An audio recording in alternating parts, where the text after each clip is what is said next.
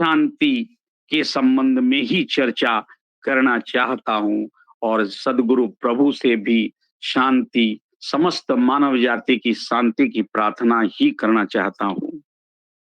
देखिए, शांति वह अवस्था है जो प्रस्फुटित होती है, पुष्पित होती है, पल्लवित होती है और प्रतिष्ठित होती है। कैसे? शुद्धता में, अध्यात्म में और शांति के समावेश में। शांति वह स्थिति है जिसमें मानवता पूर्ण विकसित होती है, पूर्णता की चरम सीमा तक, चरम उत्कर्ष तक पहुंचती है, पूर्णता को उपलब्ध कर कृतकृत्यता को प्राप्त करती है। शांति की अनिवार्यता है और आज इसकी महती आवश्यकता है। इसके अभाव में हम बहुत ही तनावपूर्ण वातावरण में जी रहे हैं। अब अशांति की अवस्था में अर्थात शांति के अभाव में भय और अधोगति का परिदृश्य ही तो उपस्थित होता है ना। सारे कार्य संसार के, प्रकृति के सारे कार्य शांति के लिए ही प्रेरित होते हैं। जीवन में शांति की विशेष अनिवार्य आवश्यकता है और शांति प्राप्ति का अधिकार प्रत्येक मानव को है।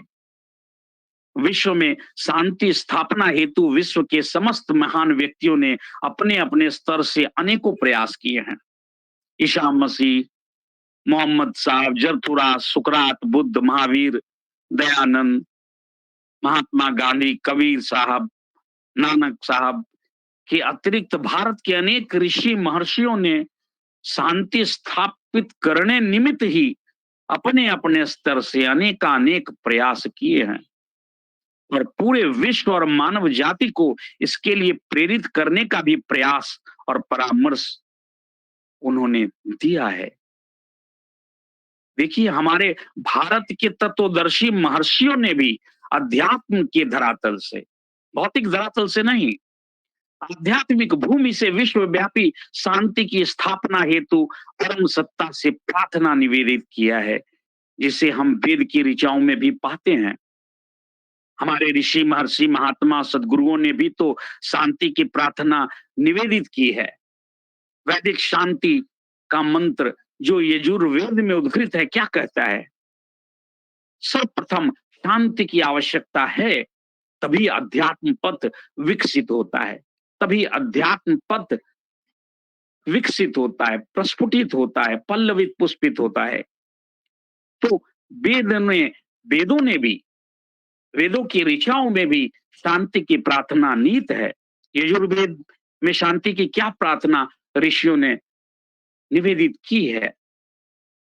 ध्यो शांति अंतरिक्ष शांति पृथ्वी शांतिरापः शांतिरौषधयः शांति वनस्पतयः शांति विश्वे देवाः शांति ब्रह्म शांति सर्व शांति शांतिरेव शांति सामा शांतिरेधि।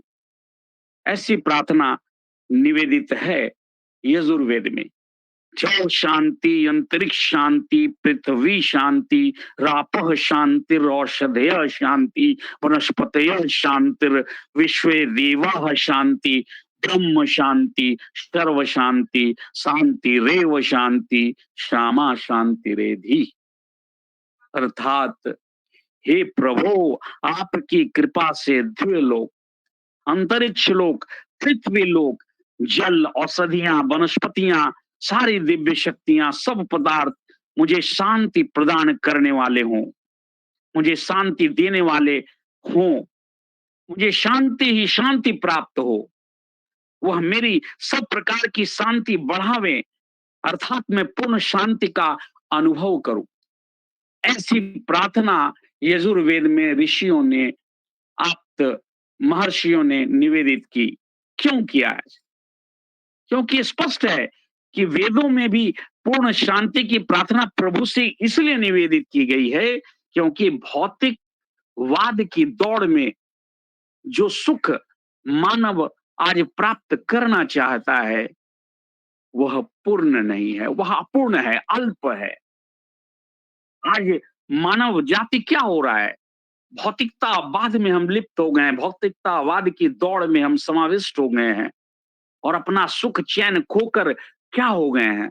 तनावग्रस्त हो गए हैं, दुखी हो रहे हैं, द्वंद से युक्त हो गए हैं। आज के वर्तमान परिदृश्य में क्या परिलक्षित हो रहा है देखिए, आज पूरी मानवता अशांति और तनाव की स्थिति से गुजर रहा है। आज मानव युद्ध और अवनति की ओर अग्रसरित होता जा रहा है। यह जो युद्ध जो हो रहा है, किस लिए हो रहा है? अनाधिकार चेष्टा, अनाधिकार प्रयत्न, अनाधिकार प्रयास, लोभ, लालच और स्वार्थ की परिणति में यह परिणत हो रहा है।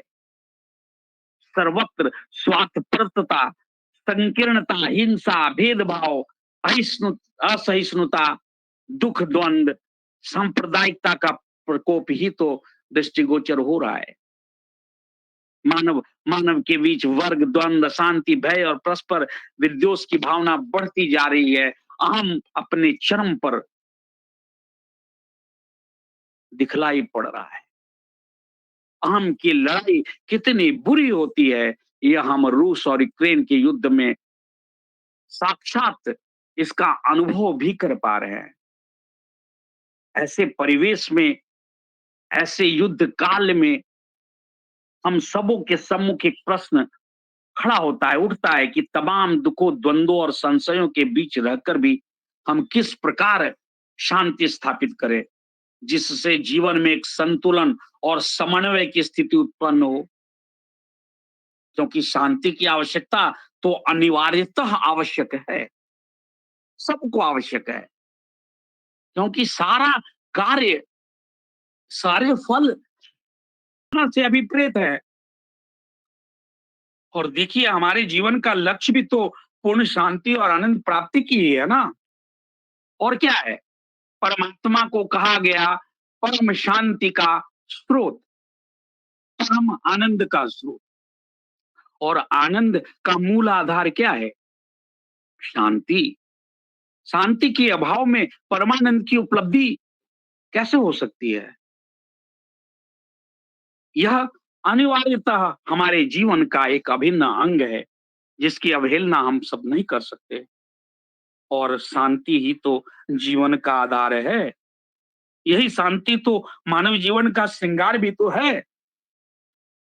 क्योंकि शांति की उपलब्धि से ही तो आत्मबल बढ़ता है, आध्यात्मिक पथ विकसित होता है, जिससे जीव त्रैताप दुखों से निवृत्त हो आवागमन के चतक चक्र से छूटता है, मानव जीवन की कृतकृत्यता को प्राप्त होता है, उपलब्ध होता है।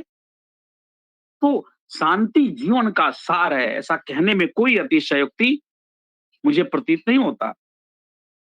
यही तो सार है जीवन का। यही तो यही तो सुख का आधार है। शांति ही तो ज्ञान, धर्म, तप और योग का मूल है। यही तो मानव का उत्तम गुण है। क्या कहती है स्वरवेद की वाणी? शांति, ज्ञान, सुख, शांति है। शांति, ज्ञान, सुख, शांति है। शांति, धर्म, तप, योग, उत्तम गुण नर शांति है। शांति सर्व फल योग, शांति नर श्रृंगार है। शांति जीवन आधार, भक्ति मुक्ति वर शांति में। शांति शांति जग पार। स्पष्ट है, आप्त है, निर्भ्रांत है स्वरवेद की वाणी, जो शांति के संबंध में क्या संदेश दे रही है कि शांति ही ज्ञान है, शांति ही धर्म है, शांति ही तप है और परम शांति को उपलब्ध होना ही योग का मूल ध्येय है। शांति नर जीवन का श्रृंगार है, जीवन का आधार है। शांति के बिना मुक्ति की कल्पना संभव नहीं है। भगवान गीता ने भी में भी श्री कृष्ण ने अर्जुन को क्या कहा था? कि धर्म की संस्थापना हेतु, शांति की स्थापना हेतु ही युद्ध किया जाता है। युद्ध